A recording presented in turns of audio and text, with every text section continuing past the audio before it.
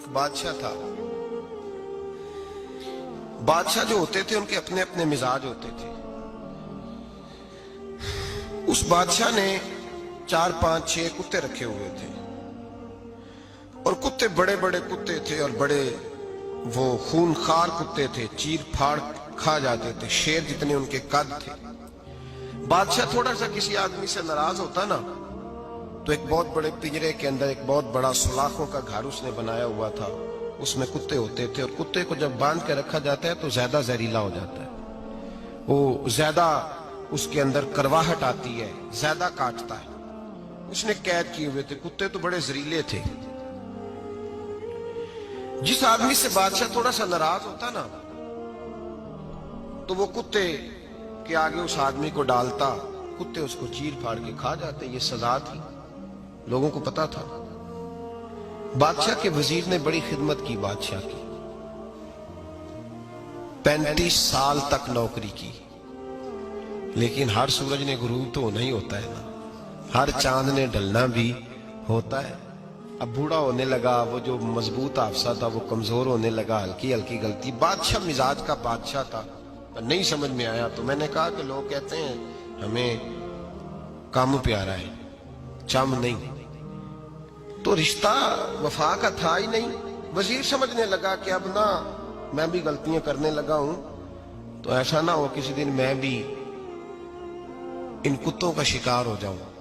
اس نے بادشاہ سے کہا کہ بادشاہ مجھے آہستہ آہستہ معذرت کرنے لگا, قدم ہٹانے لگا کہ مجھے چھٹی دے دی جائے, اب میں بوڑھا ہو گیا ہوں. لیکن اس نے کہا نہیں نہیں, جب تک میری طبیعت نہیں مانتی تم نہیں جا سکتے. مطلق العنان لوگ تھے. وزیر خاموش ہو گیا, پریشان رہنے لگا, غلطی ہو گئی ہے تو پھینک دے گا. ایک تجویز اس کے ذہن میں آئی. وہ جو پنجرے, کتوں کے پنجرے پر محافظ بیٹھا تھا نا, جو ان کو کھانا ڈالتا تھا, روٹی ڈالتا تھا, گوشت دیتا تھا, اس کو ایک دن کہنے لگا یار تیری ڈیوٹی ہے سارا دن کتوں کو کھانا دینے کی, گوشت دینے کی, تو 2 4 دن ڈیوٹی مجھے نہیں دیتا؟ تو لے لے, میں تو پہلے پریشان ہوں, سارا دن ان کی دیکھ بھال کرتا ہوں. اس نے کچھ تھوڑا سا گوشت لیا, پنجرے کے باہر کھڑے ہو کے کتوں کو ڈالا. اگلے دن تھوڑی روٹیاں لے آیا, کتوں کو ڈالی. 2 4 دن, ہفتہ, مہینہ, سال بھر, جتنا اس کو موقع ملا وہ دن بھر خدمت کرتا. بس وقت ایک دن آ گیا, بادشاہ کو کوئی بات اچھی نہ لگی. اس نے کہا اس بڈھے کو اٹھاؤ اور ڈالو کتوں کے پنجرے میں. ساری زندگی یہاں رہا, اسے ابھی تک نہیں پتا چلا میرے مزاج کا. جب اٹھا کے پنجرے میں ڈالا نا تو بجائے اس کے کہ کتے اسے کاٹ کھاتے, وہ اس کے پیر چومنے لگے. وہ پیر چومنے لگے, ہاتھ چومنے لگے, چاٹنے لگے. تو بادشاہ اب سامنے کھڑا تھا نظارہ دیکھنے کو کہ چیر پھاڑ کرتے تو خوش ہوا کرتا تھا, خونخوار درندے جیسی اس کی طبیعت ہو گئی. جب دیکھا پیار کر رہے ہیں تو بادشاہ وزیر سے کہنے لگا یہ کیا ہے؟ تو وزیر رو پڑا, کہنے لگا تو سیاستدان تھا تو میں بھی سیاستدان تھا, ساری زندگی سیاست کی لیکن دنیا داروں کے ساتھ رہا, تو انجام یہ ہوا کہ مجھے اس پنجرے میں ڈال دیا گیا. دیکھ تو بہت بڑا سیانہ تھا اور میں بھی سمجھدار تھا, وزیر رہا, لیکن ہمارا روح کا رشتہ نہ بن سکا. ارے ہم سے تو یہ کتے ہی اچھے نکلے. تیری 40 35 سال خدمت کی تو نے کتوں کے آگے ڈال دیا. انہیں تو چند مہینے روٹی ڈالی ہے, میرے وفادار ہو گئے. چند مہینے روٹی, جنہ تنا وچ عشق نہ رچیا کتے او نہ تھی چنگے. جنہ تنا وچ عشق نہ رچیا کتے او نہ تھی چنگے. مالک دے کر راکھی کر دے سابر بھکھے ننگے. اور بابا بلے شاہ صاحب فرماتے ہیں تو راتی جاگے تے شیخ صدا میں, راتی جاگ دے کتے تے تیتھوں اتے مالک دا در مول نہ چھڑ دے. پاویں مارو 100 جتے تے تیتھوں اتے رکھا سکھا کھا. دنے جار رکھاں وچ ستے تیتھوں اتے ایک برکی دا قدر پچھانن. پاویں مالک ہو من ستے, ایک برکی دا اوپر کھڑے ہو کے کام نہیں کرانا پڑتا کہ میں کھڑا رہوں گا تو کام صحیح ہوگا, جاؤں گا تو نہ. ایک برکی دا قدر پچھانن پاویں مالک ہو من ستے. پھر اپنے آپ کو مخاطب کیا, کہنے لگے اٹھ بلیا چل یار منا لے نہیں تے بازی لے گئے.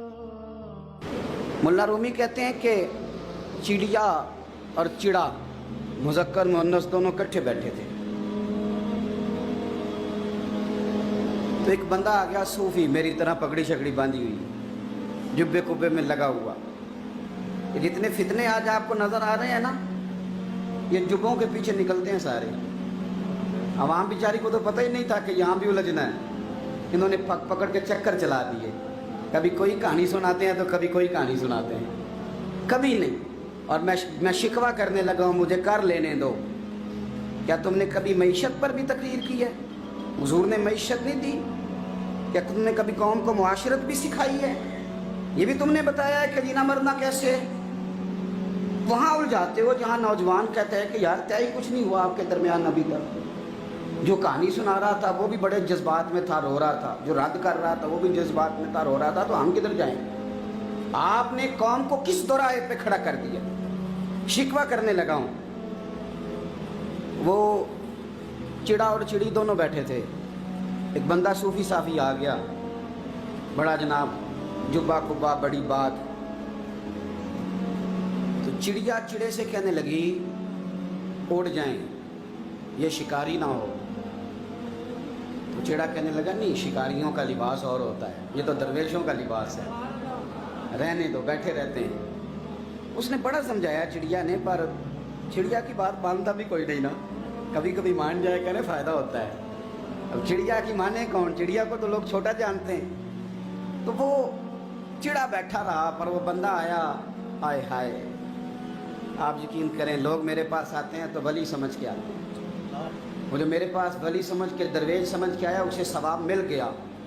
लेकिन अगर मैंने धोखा किया तो क़यामत में मेरी सज़ा बढ़ जाएगी। मुझसे मेरा रब पूछ लेगा, वो तो ठीक था, वो तो तेरी पगड़ी दाढ़ी देख के आया था, तू अपनी बात बता, तेरे अंदर क्या था? तो वो करीब आया ना, वो सूफी दरवेश, इल्ला माशाअल्लाह, उसने ना गुलेल पीछे छुपाई हुई थी, उसने गुलेल निकाली और मारी और चिड़ा मर गया। चिड़िया बड़ी परेशान हुई, उसने जाके बादशाह को शिकायत की, जंगल के बादशाह को, शेर को। शेर ने कहा तू फिक्र न कर, बंदा पकड़ लेते हैं। बंदा पकड़ लिया, गिरफ्तार कर लिया, सामने आ गया। तो चिड़िया कहने लगी, शेर कहने लगा चिड़िया से कि अब ना पकड़ तो हमने लिया है, सज़ा हमने नहीं देनी। अगर ये बात आपकी समझ में आ गई ना, मसला सिर्फ लीडरों का नहीं, कारकुन भी बड़े ख़तरनाक हैं। नाराज़ हो गए हो? मसला मुरीदों का नहीं, ये पीरों का नहीं, सिर्फ ये मुरीद भी नहीं कहीं हिलने देते। ये भी नई से नई कहानी रोज़ बना के लाते हैं और आके सुनाते हैं। सुनो, वो चिड़िया से कहने लगे, बादशाह सलामत शेर साहब कहने लगे कि सज़ा तेरी मर्जी की देनी है, तू बता क्या सज़ा दे। तो चिड़िया रो पड़ी, कहने लगी बादशाह इसे सज़ा कोई नहीं देनी, एक बस हुक्म देना है। उसे कहा वो क्या? तो वो कहने लगी इसे हुक्म करें, अगर इसने शिकार करना है तो लिबास भी शिकारियों वाला पहने। इसने लिबास सूफियों वाला पहना है और अंदर से शिकारी है। बस इसे हुक्म करते हैं कि इसने शिकार करना है तो लिबास भी। अल्लाह करे आपकी समझ में बात आए। और सियासतदान, तूने लिबास पहन लिया है, खिदमतकार है तू शिकारी। और ब्यूरोक्रेट, ओ ताजर, तूने लिबास पहन लिया है, खिदमतकार, तू शिकारी है। ओ बहुत बड़ी जगह पे बैठे हुए अफसर, तूने लिबास पहन लिया है एक बहुत बड़े अफसर का, एक महकमे को संभालने का, और अंदर से तू रिश्वत खाता है, शिकारी है।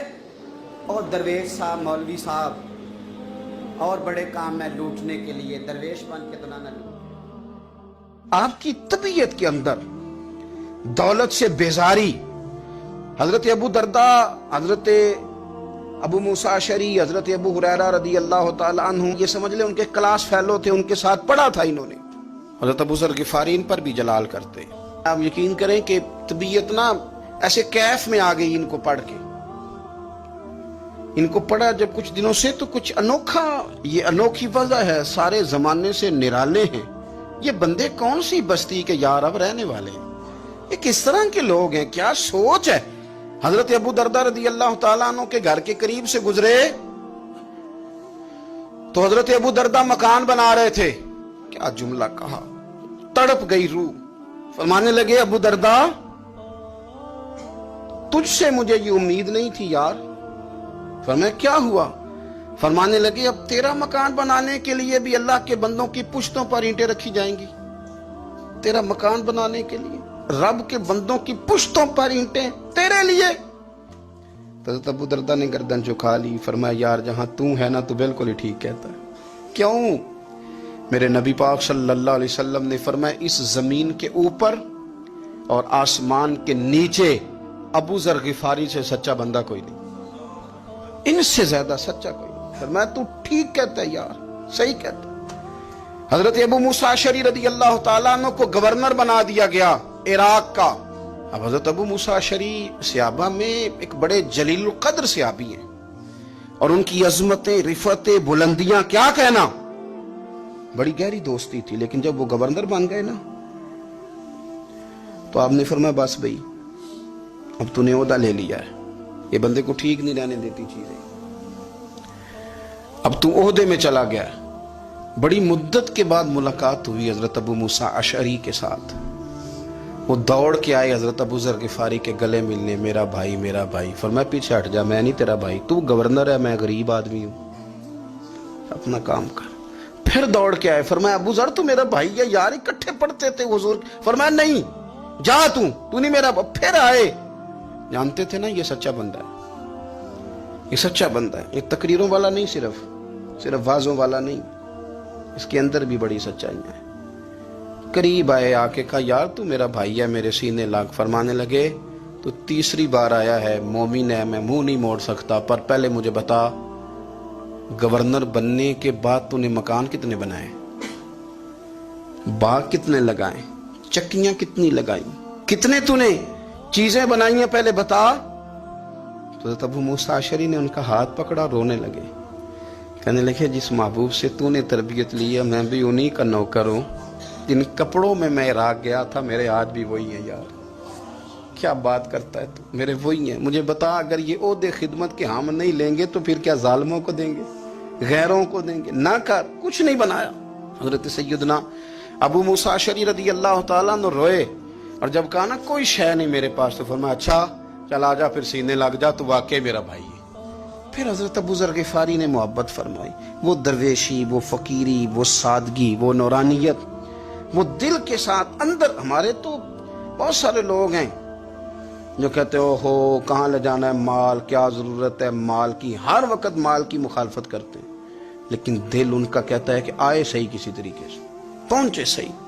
حضور نے فرمایا بعض لوگوں کی زبانیں شہد سے زیادہ میٹھی, دل بھیڑیے سے زیادہ خطرناک. اوپر سے کہہ کچھ رہے ہیں, اندر حالات کچھ اور ہیں. لیکن حضرت ابو ذر غفاری رضی اللہ تعالیٰ عنہ دوری دولت سے, آپ فرماتے کیوں ہیں لوگوں کے پاس مال, کس لیے اتنا مال جمع کیا ہے, کیا ساری غریبی ختم ہو گئی؟ اور اگر آپ نے ابھی تک ہمارا چینل سبسکرائب نہیں کیا تو فوراً سبسکرائب کیجئے, ساتھ ہی بیل آئیکن پر کلک کریں تاکہ مزید آنے والی ویڈیو ہے وہ آپ کو وقت پر ملتی رہیں. اللہ حافظ.